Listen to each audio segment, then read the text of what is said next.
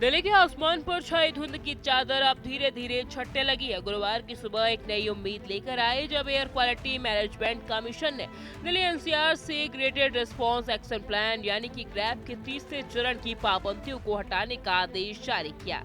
पिछले कई दिनों से दिल्ली का एयर क्वालिटी इंडेक्स बेहद गंभीर श्रेणी में बना हुआ था, जो अब सुधरकर 332 के स्तर पर आ गया है। हालांकि बहुत खराब श्रेणी है, लेकिन विशेषज्ञों का मानना है कि स्थिति अब उतनी भयावह नहीं रही जितनी पहले हफ्ते में थी।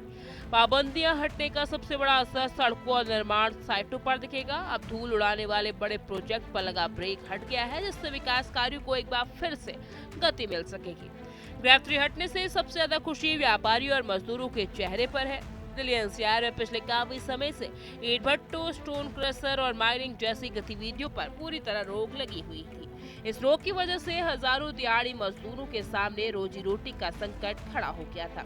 अब इन पाबंदियों में ढील मिलने के बाद निर्माण कार्य एक बार फिर से शुरू हो सकेंगे, इससे बाजार में भी हलचल बढ़ेगी।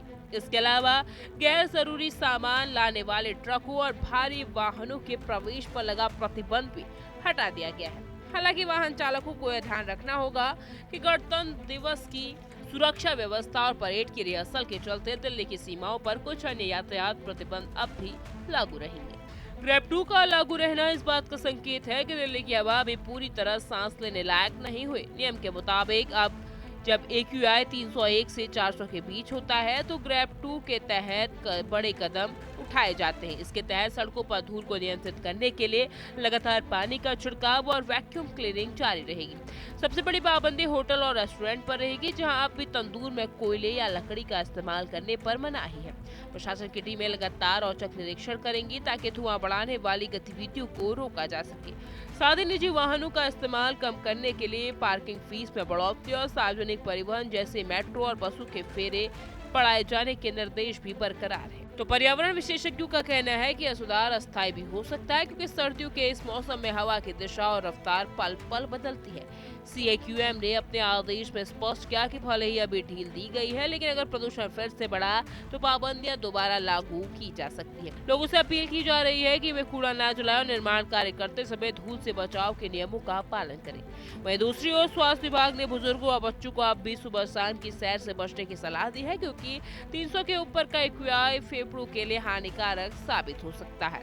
तो दिल्ली एनसीआर और दिल्ली सरकार और MCD की टीमें अब सड़कों पर ज्यादा सक्रिय नजर आएंगी ताकि ग्रैप 2 के नियमों का उल्लंघन ना हो। दिल्ली के लिए यह खबर एक बड़ी राहत है कि निर्माण और परिवहन पर लगे कड़े पहरे हट गए हैं। ग्रैप 3 के हटने से अर्थव्यवस्था के पहिए फिर घूमेंगे, लेकिन ग्रैप 2 की मौजूदगी हमें याद दिलाती है कि जंग अब भी जारी है।